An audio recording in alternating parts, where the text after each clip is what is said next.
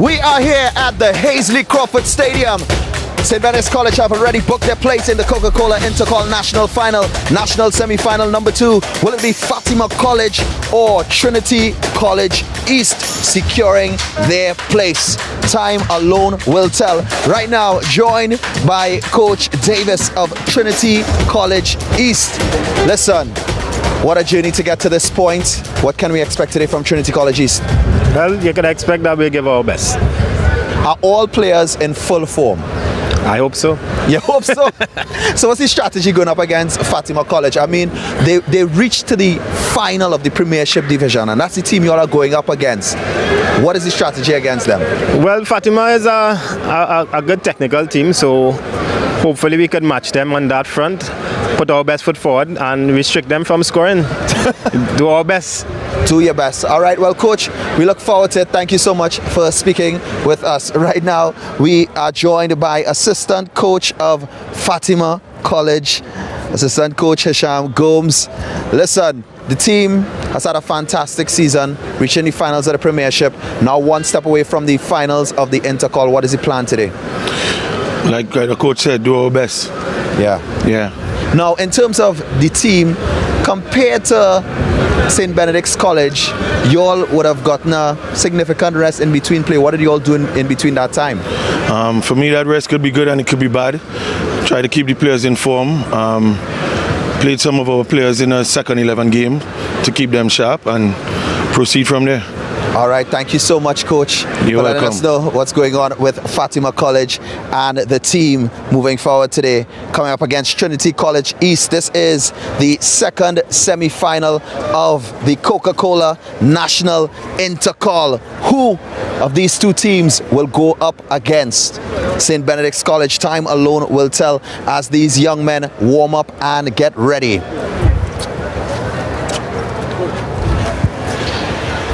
Okay, we're just about getting ready for the start of this second game between Fatima College and Trinity College East.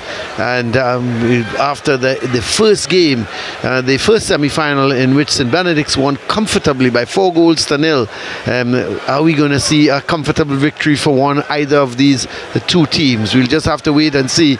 But we should be starting this game in a little while. I think the teams are still warming up, so it means that this game was carded to start. There is the Fatima team still warming up, so it means that this game is not going to start. I thought it was supposed to start at 5 o'clock, but it's obviously going to be pushed back to what time we're not too sure. We're going to try and get that information in a bit.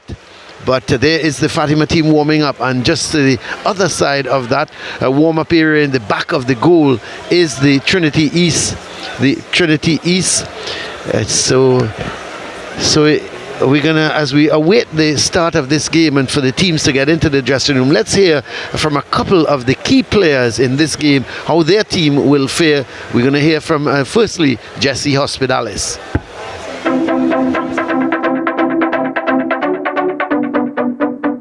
My name is Jesse Hospitalis. I attend Fatima College. I'm 18 years old and I play right back.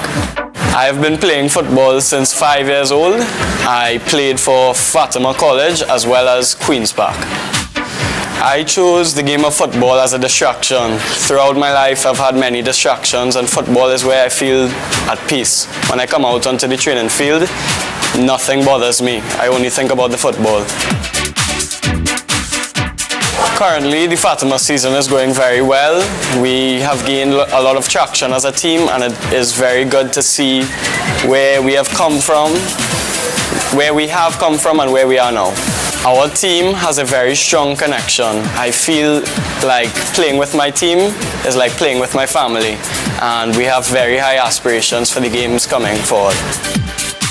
In the future, I would like to accomplish international recognition. I would like to play for a Division 1 college, as well as represent my country.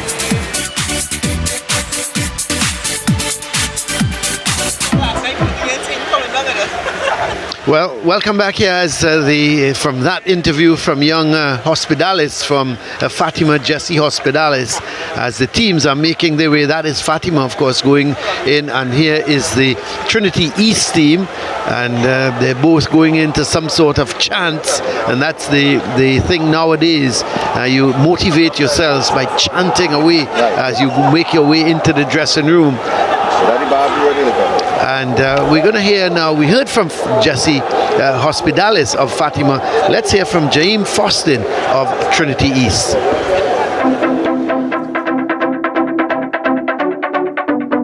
My name is Jaime Fostin. I'm 18 years of age. I attend Trinity College East, and I'm a number 9.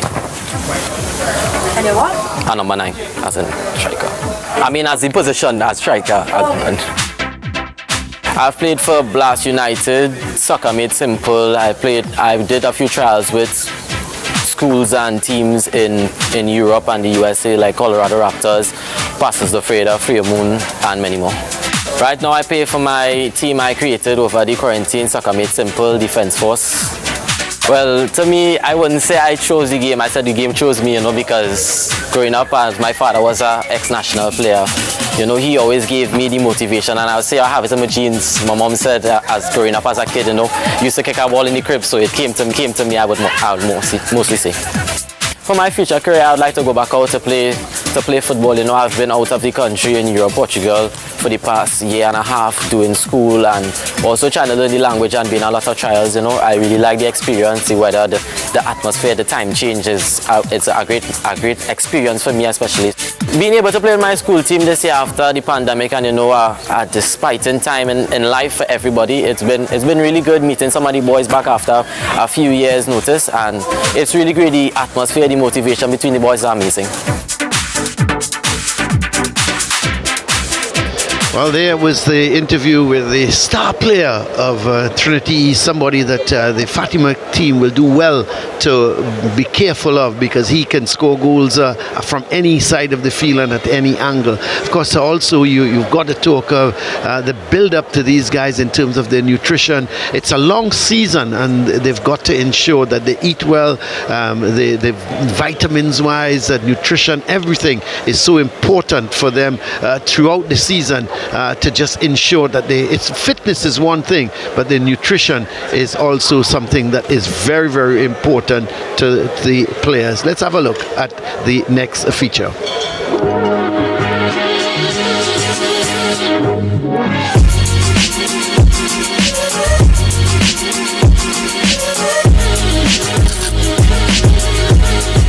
When it comes to nutrition, I believe that what you put in your body will show on the field.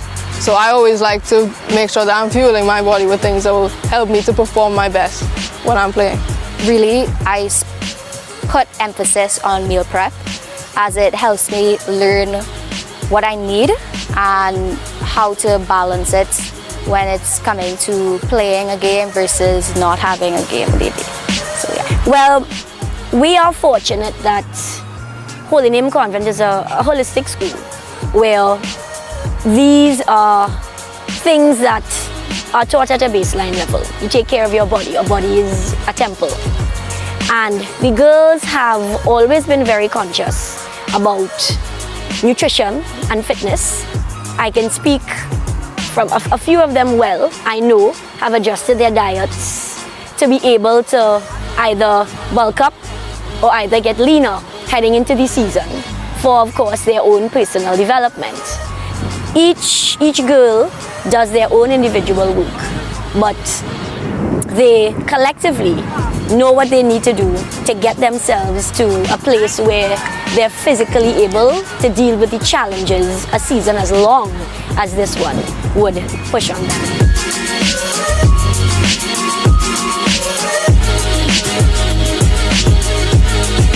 Nutrition plays a big part in football, because what you eat is what you put out, and you can't be playing at the highest level and not being able to support your body playing at that high level. What we try to do at Presentation College over the last 10-11 years is bring the parents in at the start of the season, explain to them what we want. We really prepare them for 15 to 20 games per season, so that the parents have to assist us, because when they're home, we need to know that they're eating the right things. But sometimes we're not able to police that unless the parents buy into what we're doing. Training, we would do like a meal, you know, our parents, we have some lovely parents who, you know, support the program, and the principal himself. So we'll do like a meal, you know, they have to put back in the protein, so we'll do probably like a peas and rice with meat at the side. Other days we would do watermelons, we would do bananas, we would do fruits, but the main thing is for the protein, we'll give them like a protein shake so that they would take as they reach home, they would mix and take, and the nutritionist would tell them how much and the quantities and how to do it. So we try to impress on them the importance of hydration as much as possible before training, leading up to training for the day, even the day before, from the night before, hydration and getting carbohydrates in to prepare the body for the amount of work, the energy needed. And then post training, we ask them to try and get some protein in to help the muscles recover, some veg also to help with green veg specifically we ask them to do to help with the recovery for the muscles, etc.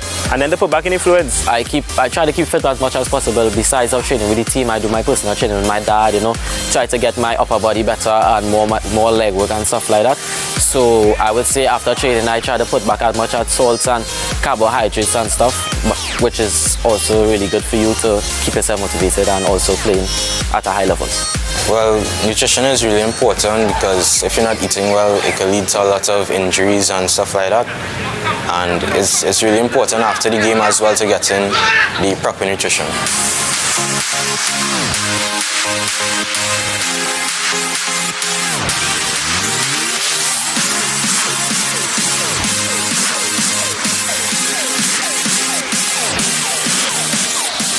We have a very unique situation here where I am directly involved in nourishing the school population and coaching the team. So it was a no-brainer to merge the two, which would just be obvious to do. I never ever make a meal without consulting our physio. We had a camp here for a week and all meals went through our physio. I put him down, I consulted with him. We made a couple tweaks where he thought we could do better, but it's very important that we touch base with all the requirements they would need to have a balanced diet. We make sure we touch base and give them balanced meals that have protein, carbohydrates, fats. Those are the three things they need to do well.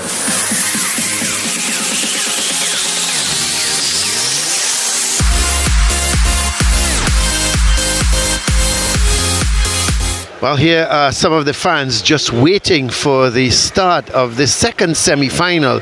The North Zone winners, Fatima College, will come up against the East Zone winners, Trinity East. And the game is slightly delayed. We should be starting shortly, but here is the fans already coming in to have a look at this game. And we'll wait and see just how these teams go. Let's have a look at how Fatima College, James, got into the fight into this semi-final. Yeah, and this was a match that QRC always had a tough task dealing with, and Fatima College, well, started badly for them because Fatima College went on the score sheet really early in this match. Shaves at the hands of this one. And that was a sign of how things would unfold and later in the match. Lots of space this time, and well, just slipped it in on the first post there, Williams. Goalkeeper not getting anywhere close. QRC though, they tried to fight back, but the Fatima high press always had them under pressure. And well, when the skipper burst free, it was all over. 3-0 early within the first half, and it was always an uphill task for QRC after that.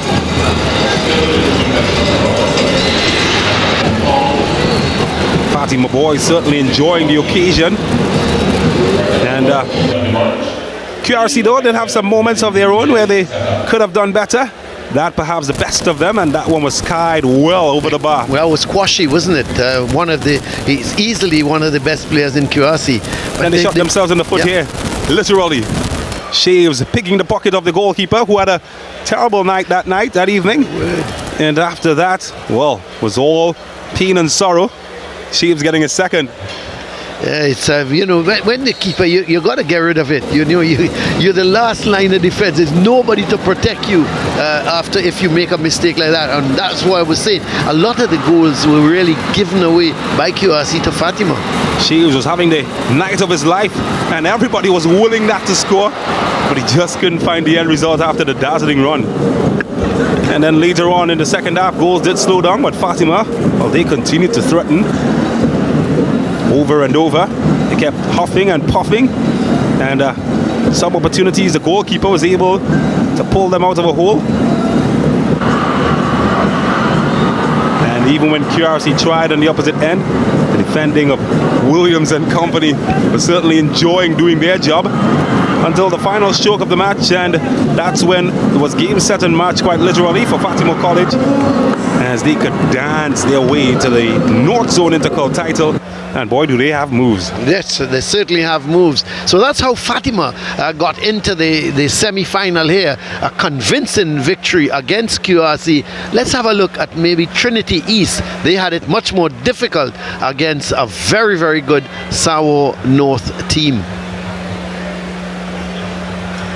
And that game started with Sawo North on the offensive. You look at SSFL having a couple shots, and then the danger man for Trinity is Faustin. He had that shot, didn't control it, but he was presenting a danger. And then SSFL with the free kick, and goalkeeper Dalrymple, he was a hero there on the afternoon, made a brilliant save. But still, Sawo kept coming forward, looking for that opening goal, went just over the bar. But they had Faustin to deal with. The Sawo defenders, and he had that shot that went just wide, went into the second half goalless, and still Sawo North threatened. This was another good chance that was sent way over the bar, and Trinity North with a chance of their own. The corner just touched over the bar, but it was end-to-end action, and Trinity North was giving as much as they could get. But here is a little bit of a collision between Faustin and the last defender. He got up before the defender and was able to put the ball into the back of the net to make it Trinity East 1 and Sawo North 0, and that's how it stayed. But still another chance there for Trinity East going over the bar, and they came away with a hard-fought victory, 1-0. The goal scored by Jaheim Faustin, and that's how they have reached the final here. The semi-final against Fatima College, and this should be a real close encounter. The thing is, James, before these semi-finals, when the finals were going on, everybody bar me, and I have to say that sometimes, James, you don't have to say good things about myself because you would.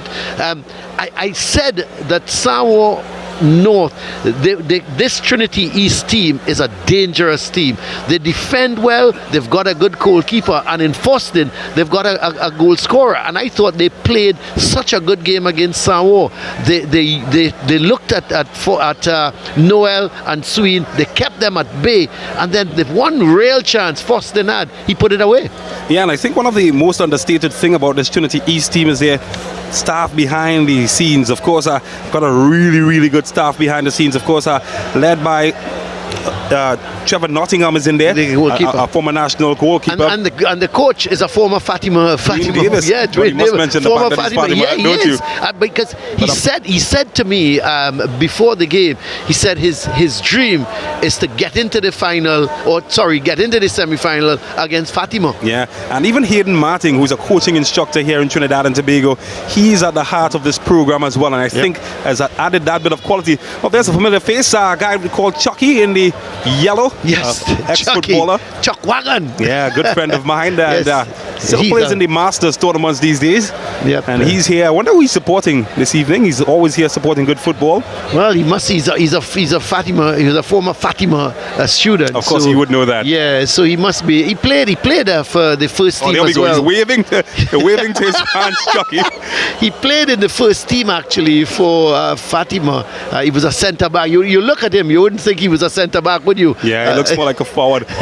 He is the first guy that went to the Camp Nou, and he brought me back an authentic Barcelona replica watch from the Camp Nou. So, of course, you owe him something then. Eternally grateful. There's our cameraman, by the way, always doing a very, very good job. There's Selwyn. Yeah, they're not looking. Selwyn always looks at. Why does he look so annoyed? He looks so annoyed. Yeah, there's also Ricardo Nelson there's Dunstan as well. Former women's coach. And we certainly enjoyed our first semi-final, Colin Murray. Yep, we did. Let's have a look at the first semi-final between St. Benedict's and Signal Hill. There's the referee, C.J. O'Brien, getting things underway. And the first real chance fell to Signal Hill, to that man King. But Niles, he was a real menace and played the ball across to Ochoa, who put it in the back of the net. I thought Niles had a really good game, as well as Ochoa. You know, Niles was a constant menace for the Signal Hill team, going up the left side and really creating problems. But Signal Hill, you know, going forward, they didn't look bad at all. They kept going forward, trying to create chances of their own, and just couldn't put it together. But then was Bobcom. He got the opportunity going up the right side. He squeezed it between the keeper and the first post. I thought the keeper may have done better. He was falling away to his right, and that ball hit him on the left leg and went in. And it was 2-0 at half time.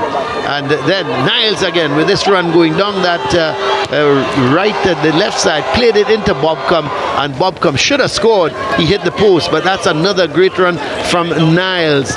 And then the shot came from that looks to be the man Ochoa having that shot, but well saved by the keeper. And another shot here from Ochoa,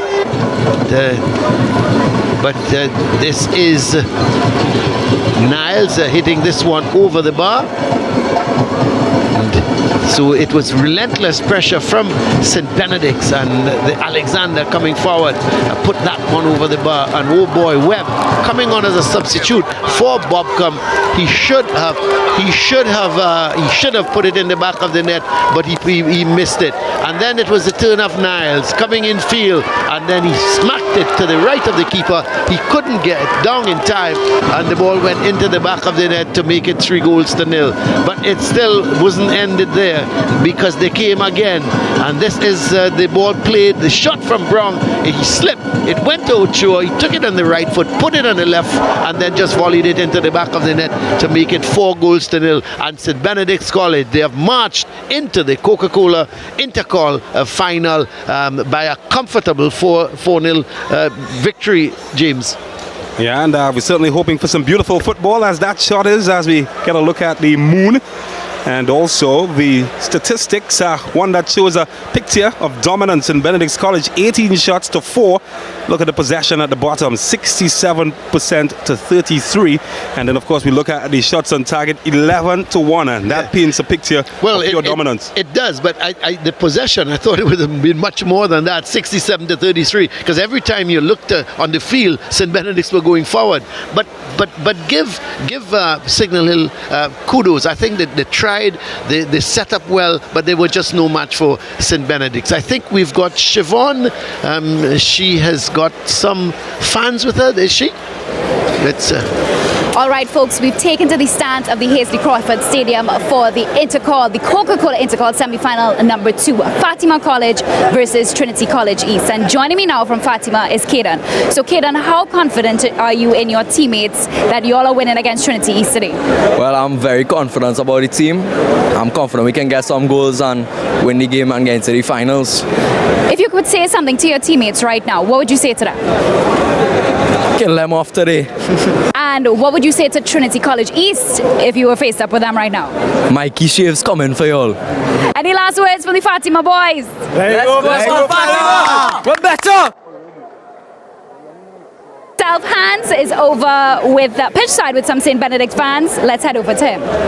Well, not just fans, the old boys and old girls of St. Benedict's. Yes, St. Benedict's. Girls attend St. Benedict's. Ray Mohammed, the man to talk to, they said. Ray, tell us about how the old boys have contributed to this particular team. Well, basically, St. Benedict's College has always been our brotherhood. Yeah. And over the years, even though our results might have fluctuated, this year, we always looking on. So, past students, such as Silvio Span, would have reached out.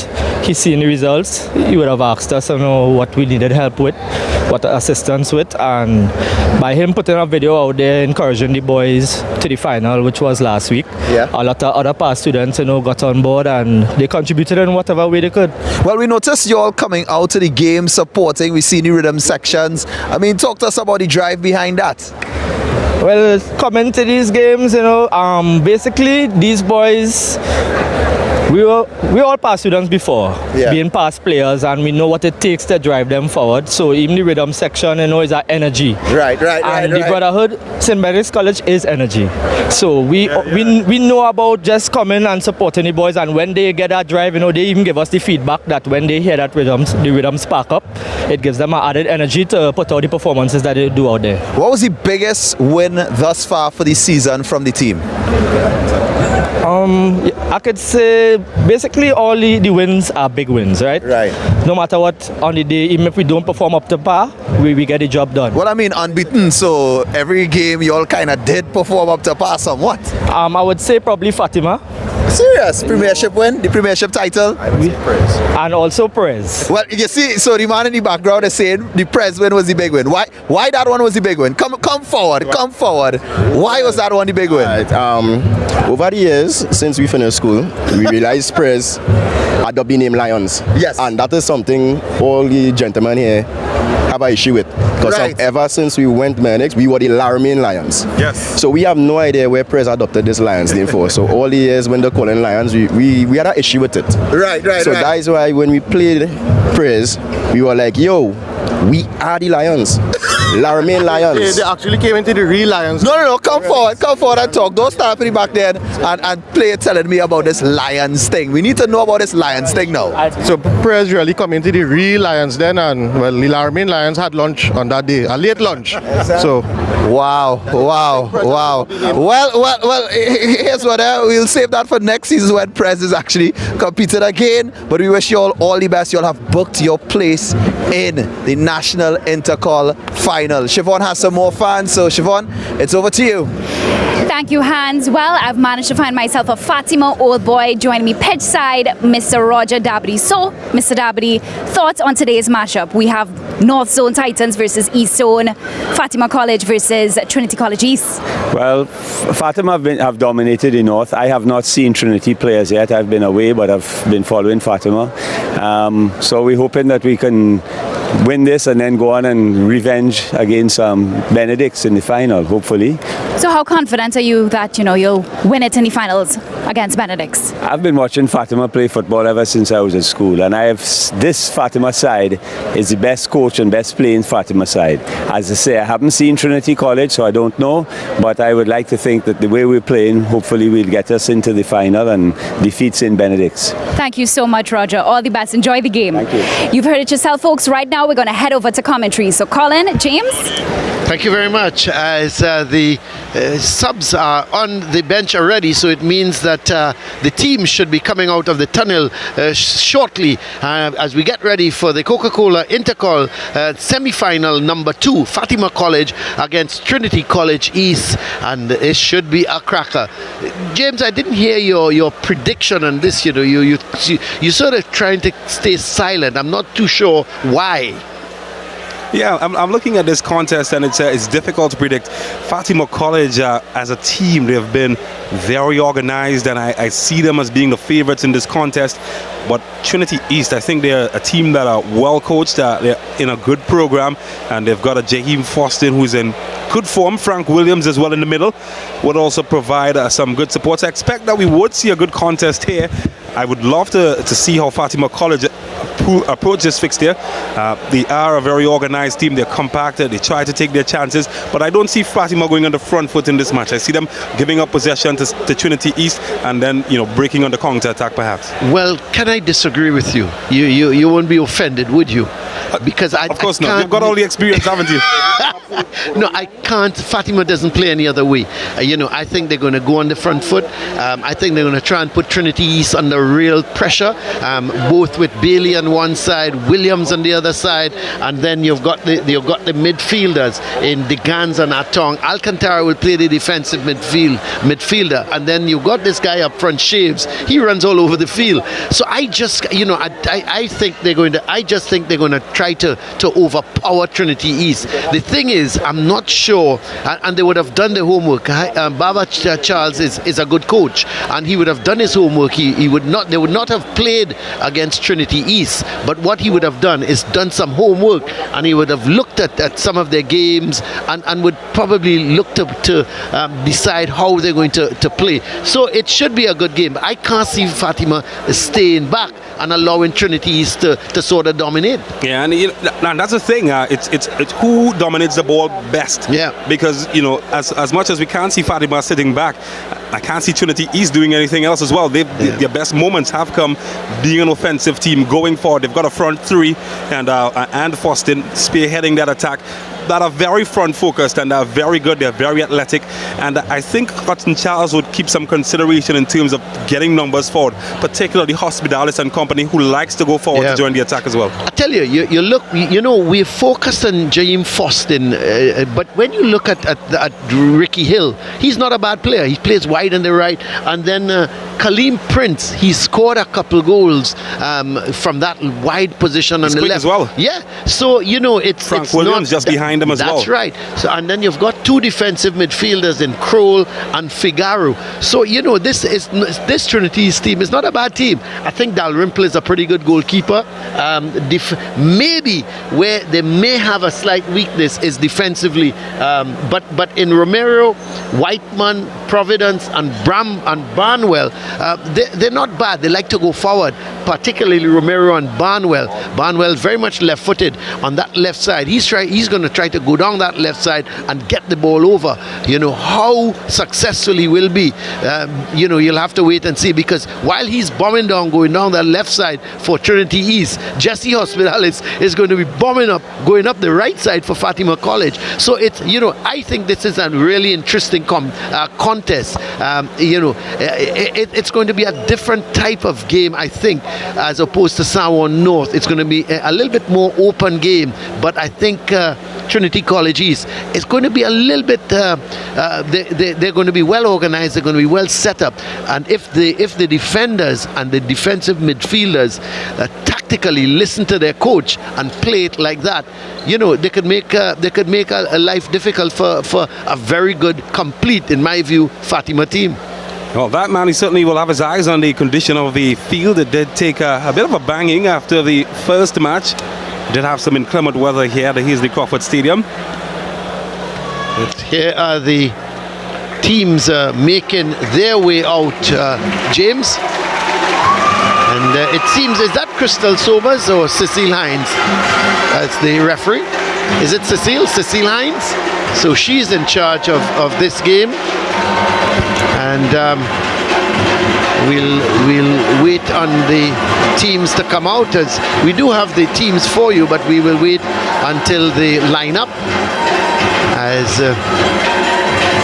the two teams. There is the Fatima team led by Christian Bailey, and goalkeeper Tristan Edwards. He's been super in goal for Fatima, as the teams now just lining up here, and no doubt they're going to greet each other in, as for now, as there is the Trinity East team led there by Andre Providence, the skipper, the officials, and there is the Fatima team led by Christian Bailey.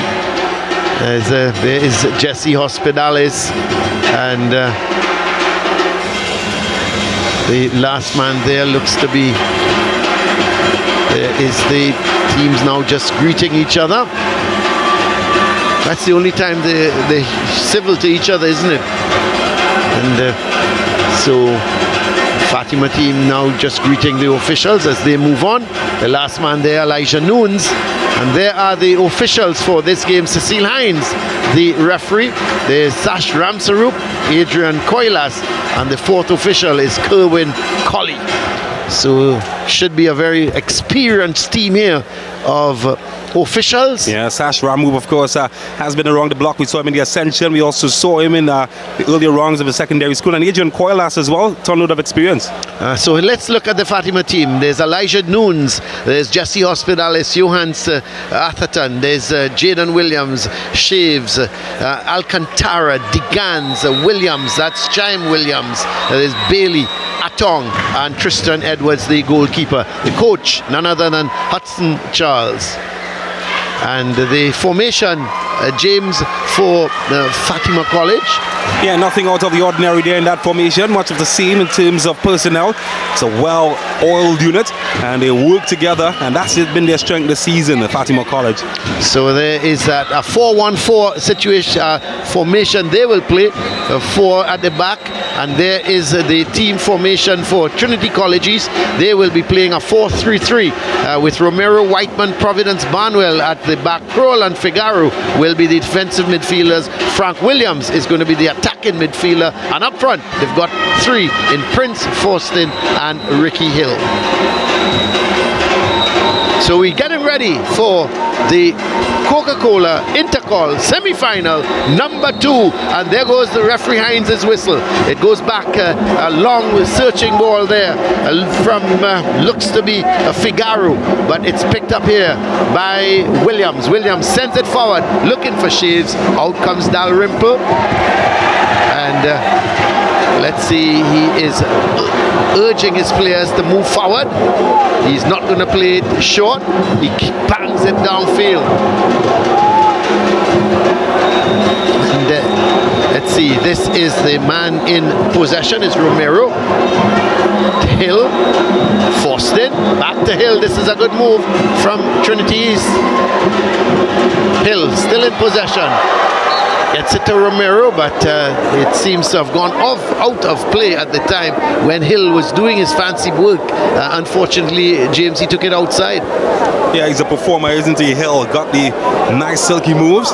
This match is going to come down to experience, and I think Fatima College might have a slight advantage there.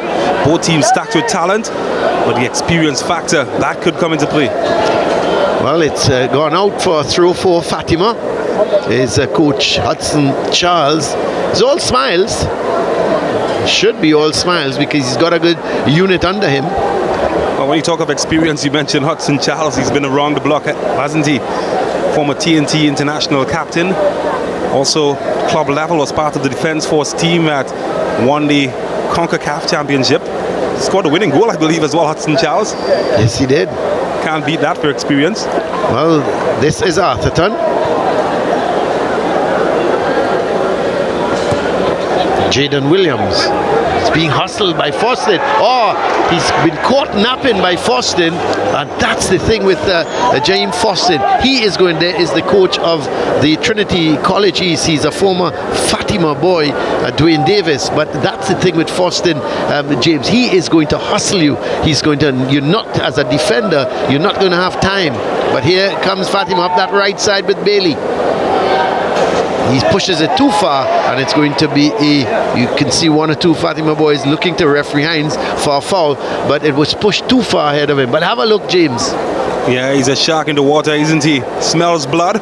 You make a mistake, well, he'll gobble you up. He's lucky, the defender, that he had Edwards to back him up. Well, here is Prince in a little tussle with Hospitalis. Hospitalis does well and plays it. Let's see what he's going to do. He sends the crossover, looking for Shaves. The heads go up, and Digans can't control it.